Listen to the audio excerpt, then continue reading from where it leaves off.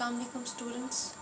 आज हम कल वाले टॉपिक को कंटिन्यू करते हैं जिसमें हमने नेफ्रॉन के स्ट्रक्चर को स्टार्ट किया था। तो कल हमने नेफ्रॉन का थोड़ा सा स्ट्रक्चर जो है वो टच किया था। आज हम उसके सारे स्ट्रक्चर और फंक्शंस के बारे में जो है वो डिटेल में देखेंगे। सो नेफ्रॉन जो है हमने कल देखा कि basic structural and functional unit of kidney है।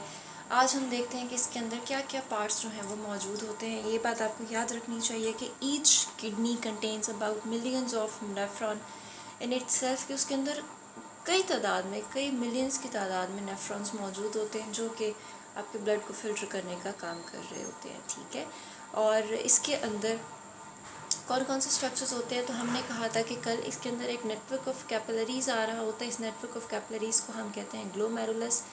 ये वहाँ से कैपिलरीज कहाँ से आ रही होती है, ये इस आर्ट्रियोल से आ रही होती है। ये जो आर्ट्रियोल हमारे पास मौजूद है ये वो आर्टरी होती है जो कि बॉडी से ब्लड लेकर आती है और उसको फ़िल्टर करने का काम करवा रही होती है। ठीक है, जब कार्डियक बीट होती है, जब दिल धड़कता है, तो वो किडनीज के पास भी भेजा जाता है रीनल आर्टरी के थ्रू, और वहाँ से फिर वो इसको फ़िल्टर करके वापस भेज दिया करता है। ठीक है, सो ये हमारे पास आ गया ग्लोमेरुलस। ग्लोमेरुलस के बाद हम कहते हैं कि ये एक कप शेप्ड कवरिंग में इनक्लोज होता है। That covering is called as Bowman's capsule.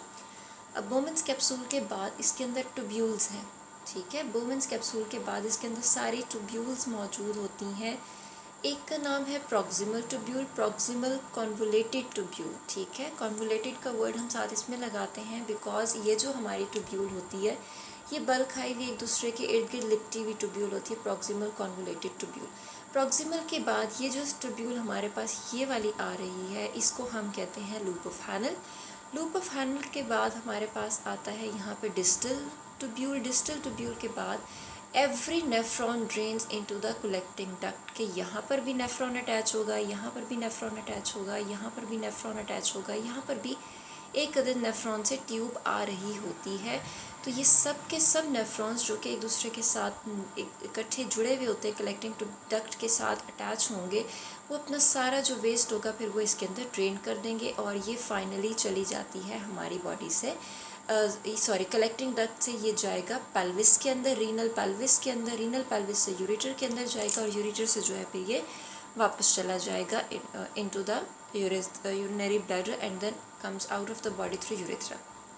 अच्छा, अब इसके अंदर आता है कि ये जो आपको रेड कलर का दिख रही हैं सारी, ये हमारे पास ये कैपिलरी है, नेटवर्क ऑफ कैपिलरी, जो कि इसके इर्द गिर्द इस तरह से सराउंडिंग में इसके मौजूद होती है। इस पूरी ट्यूब्यूल को उसने अपने इर्द गिर्द जो है मतलब कि उसके इर्द गिर्द लिपटी हुई होती है, बल खाई हुई होती है उसके इर्द गिर्द। अच्छा जी, अब उसके बाद हम आते हैं कि यहाँ पर इस पोजीशन के ऊपर ये जो लूप ऑफ हैनल का यहाँ पे ये वाला पोर्शन है सबसे नीचे वाला, ये जो मेडुला के अंदर, डीप मेडुला के अंदर जो है वो फिक्स हुआ होता है, इसके बारे में है कि यहाँ पर एक नेटवर्क ऑफ कैपिलरीज मौजूद होगा। यहाँ पर कैपिलरीज जो हैं वो एक दूसरे के साथ बहुत ज़्यादा गुत्थम गुत्था आप कह सकते हो, या फिर जो कैपिलरीज होंगी वो बहुत ज़्यादा एक दूसरे के इर्द गिर्द बाइंड होंगी, कॉन्वोलेटेड फॉर्म में मौजूद होती हैं, ब्रांच्ड फॉर्म में होती हैं। तो यहाँ पे जो एक कॉम्प्लेक्स स्ट्रक्चर बनता है लूप ऑफ हैनल का और उसके इर्द गिर्द मौजूद इन कैपिलरीज का, उसको हम वेजर रेक्टा कहते हैं। ठीक है, अब उसके बाद आ जाते हैं हम इसके फंक्शंस के ऊपर कि क्या फंक्शंस जो हैं वो ये परफॉर्म करता है। तो फंक्शंस इसके अंदर आते हैं हमारे पास सबसे पहला कि किडनीज़ जो हैं या नेफ्रॉन जो है वो हमारी बॉडी में ऑस्मो रेगुलेशन जो है उसको मेंटेन करके रखता है। ऑस्मो रेगुलेशन अगर आपको याद हो हमने पढ़ा था वाटर एंड सॉल्ट बैलेंस हुआ करता है, तो water and salt balance maintain करना है इन्होंने ब्लड के अंदर, इसको हम कहते हैं कि ये हमारा ऑस्मो रेगुलेशन हो गया। वाटर एंड सॉल्ट बैलेंस के अलावा ये यूरिन फॉर्मेशन में हेल्प करवा रहा होता है, यूरिन फॉर्मेशन के अंदर और यूरिन की एक्सक्रीशन के अंदर। ठीक है, ना सिर्फ यूरिन फॉर्मेशन में बल्कि यूरिन की एक्सक्रीशन में भी यूरिनरी सिस्टम या किडनीज हमारी हेल्प कर रहे होते हैं। कौन सा स्पेसिफिकली हमारी बॉडी में से जाता होता है बाहर, हमारी बॉडी में से यूरिया जो है वो बाहर जाया करता है। उसके बाद आता है कि ये जो सारा यूरिन फॉर्मेशन हो रहा है, ये जो वाटर बैलेंस हो रहा है, ये जो एक्सक्रीशन हो रही है, ये आखिर कैसे हो रही है। ठीक है, ब्लड जो फिल्टर हो रहा है वो कैसे हो रहा है, इसके बारे में हम सब कुछ अब देखते हैं, इसके प्रोसेस को इन डिटेल देखते हैं। अच्छा जी, अब हमारे पास आता है जो पहला वो है फिल्ट्रेशन के बारे में। ठीक है, जो पहला प्रोसेस है हमारा वो है फिल्ट्रेशन का। अब फिल्ट्रेशन जो है वो किस चीज़ की हो रही है, यहाँ पे फिल्ट्रेशन हो रही है यहाँ पर ब्लड की। अब कहाँ पर होगी ये फिल्ट्रेशन, इस वाले पोर्शन के अंदर होगी। यहाँ पर ये जो आपका ग्लोमेरुलर एरिया है यहाँ पे इन कैपिलरीज़ के अंदर आएगा ब्लड, ठीक है। आर्टरीज़ में ब्लड आया, आर्टरी से इस आर्ट्रियोल के अंदर आया, आर्ट्रियोल से आएगा इस कैपिलरी के अंदर। इन कैपिलरीज़ का जो साइज़ होता है वो बहुत छोटा होता है and the flow of blood, the speed of blood is very fast, ठीक है। वो जो फ्लो होता है या वो जो स्पीड होती है वो बहुत तेज़ हुआ करती है, जिसकी वजह से क्या होगा इसके अंदर कि इस फ्लो की वजह से या इस स्पीड की वजह से जो है वो यहाँ से ब्लड के अंदर से इतनी स्पीड से आया कि हमने कहा कि ब्लड बहुत स्पीडीली आएगा, यहाँ पे बहुत तेज़ी से फ्लो कर रहा होगा, उसके ऊपर प्रेशर ज़्यादा होगा कैपिलरीज़ के छोटा होने की वजह से। उसके अंदर से वेस्ट प्रोडक्ट्स निकलेंगे खुद ब खुद ड्यू टू द प्रेशर और वो एंटर हो जाएंगे ग्लोमेरुलस की बोमेन्स कैप्सूल की वॉल के अंदर, ठीक है। इन कैपिलरीज़ में से वेस्ट आएगा due to the pressure of the blood, उस प्रेशर ऑफ द ब्लड की वजह से वो फिल्ट्रेट उसमें से निकल के वो वाला जो वेस्ट प्रोडक्ट आप कह लो वो निकल के आ जाएगा इस बोमेन कैप्सूल के अंदर।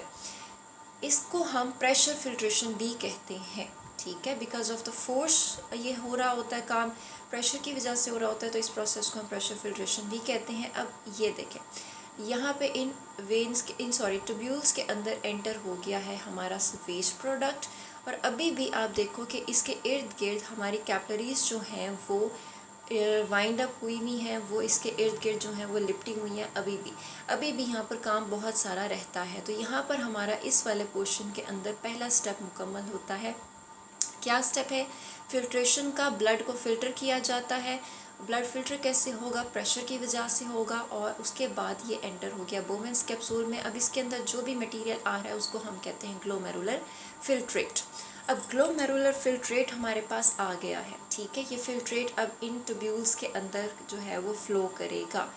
अब सेकेंड स्टेप की बारी आती है, दैट इज़ सिक्रीशन। अब ये जो सिक्रीशन है हमारे पास, एक्टिव सिक्रीशन जिसको हम कहते हैं, ये क्या होगा कि वो कहता है कि अब भी इसके अंदर इन हमारी कैपिलरीज़ के अंदर जो है वो वेस्ट प्रोडक्ट्स मौजूद हैं, ठीक है। वेस्ट प्रोडक्ट्स के अंदर बहुत सारे मेटाबोलाइट्स हो सकते हैं। उस वेस्ट प्रोडक्ट के अंदर कुछ हमारे पुराने सब्सटेंसेस की जो हैं वो मौजूद हो सकते हैं बकाया जात। इसके अंदर हमारे पास आयंस मौजूद हो सकते हैं, ऐसे आयंस जिनकी हमारी बॉडी को ज़रूरत नहीं है। तो अब वो कहते हैं कि क्या होगा, इन कैपिलरीज़ में से वो निकलेगा डिफ्यूजन के थ्रू और वो एंटर हो जाएगा इस बोमेन्स कैप्सूल इस प्रॉक्सिमल ट्यूब्यूल्स के अंदर, ठीक है। यहाँ पर जो है वो हमारा काम होगा अब सिक्रीशन का। एक्टिवली हमें ये काम करना पड़ता है। ब्लड के अंदर जो भी अभी भी अगर कोई वेस्ट प्रोडक्ट मौजूद है तो उसको हमें एनर्जी लगाकर भेजना पड़ता है इनटू द प्रॉक्सिमल ट्यूब्यूल। अब प्रॉक्सिमल से होके वो जाएगा लूप ऑफ हैनल में आ जाएगा, लूप ऑफ हैनल के अंदर से वो जाएगा डिस्टल के अंदर आ जाएगा फिल्ट्रेट। अब यहाँ पर आ जाती है बात रीअब्जॉर्प्शन की, ठीक है। प्रॉक्सिमल में भी ये काम होगा, लूप ऑफ हैनल में भी होगा। ये रीअब्जॉर्प्शन की बात आ जाती है कि ब्लड के अंदर अगर वेस्ट मौजूद है तो वो आ जाएगा आपके एक्टिव सिक्रीशन वाले पॉइंट में या स्टेप के अंदर, आपके इस आर्टरीज़ के इनके अंदर ट्यूब्यूल्स के अंदर, ठीक है। और अगर कोई यूज़फुल सब्सटेंस इसके अंदर चला गया है, इन ट्यूब्यूल्स के अंदर अगर कोई यूज़फुल सब्सटेंस चला गया है तो वो भी सिमिलरली, ये देखें ये एरोस शो कर रहे हैं कि अगर कोई यूज़फुल सब्सटेंस है तो कोई सॉल्ट है, कोई आयन है जिसकी हमें ज़रूरत है, कोई वाटर है, तो वो भी हम डिफ्यूजन के थ्रू इन ट्यूब्यूल्स में से निकाल के और भेज देंगे किसके अंदर, कैपिलरीज़ के अंदर। फिर ये कैपिलरीज़ इनको लेकर, यहाँ पर मैंने ड्रॉ नहीं किया, यहाँ से जो है वो एक आर्ट्रियोल और होती है, उस आर्ट्रियोल के साथ उसको लेकर वो चले जाते हैं वापस ब्लड के अंदर। और अब जो है आपका बच गया वो सारे का सारा है यहाँ पर हमारे पास वेस्ट प्रोडक्ट, वो वेस्ट चला जाएगा आपके कलेक्टिंग ट्यूब्यूल के अंदर, कलेक्टिंग डक्ट के अंदर। कल हम इसके ऊपर हार्मोन्स का इफ़ेक्ट देखेंगे कि कौन से हार्मोन्स इफ़ेक्ट करते हैं। काउंटर करंट मल्टीप्लायर के बारे में इंशाल्लाह डिस्कस करेंगे।